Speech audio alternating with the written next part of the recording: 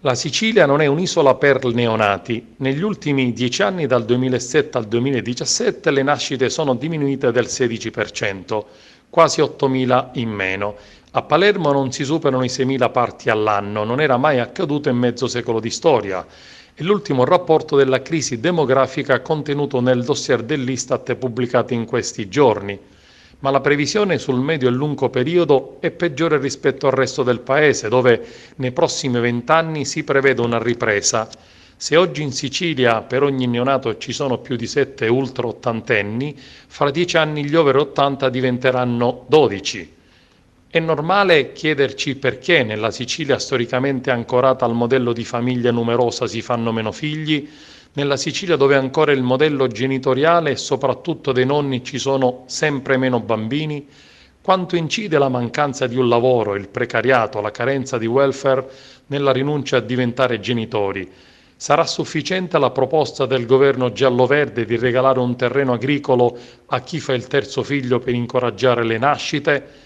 A Pisare, secondo alcuni studi forniti dall'Università di Scienze della Formazione di Palermo, è senza dubbio l'incertezza sul futuro, colpa della mancanza del lavoro, che vede la Sicilia in vetta alle classifiche della disoccupazione giovanile, il 40%, e femminile, il 29%, ma anche di un welfare inadeguato per sostenere le giovani coppie. In Sicilia, ad esempio, non fa più figli il ceto medio, che vive in maniera più angosciosa l'incertezza del futuro ed ha timore di investire sui figli, spiega il rapporto dell'università. In Sicilia scegliere di fare un figlio è più difficile che altrove per la carenza di strutture e servizi educativi dedicati alla prima infanzia. Solo un bambino su 10 sotto i 3 anni trova posto in un asilo nido pubblico.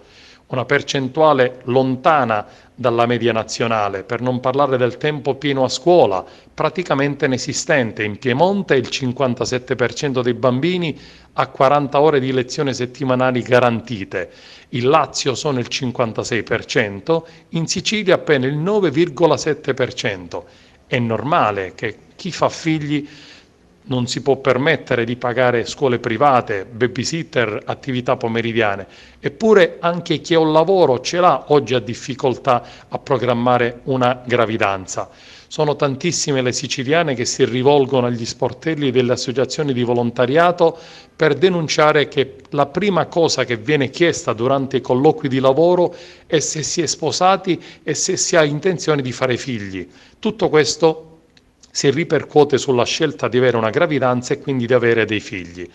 Il risultato è che le culle dei reparti maternità restano sempre vuote, come le aule degli istituti scolastici. Quest'anno sono 15.000 le sedie rimaste libere rispetto all'anno precedente, 4.000 solo nella scuola di infanzia. In compenso, nei prossimi 20 anni aumenterà la domanda dei posti nei reparti di geriatria e nei centri di residenza per anziani e case di riposo.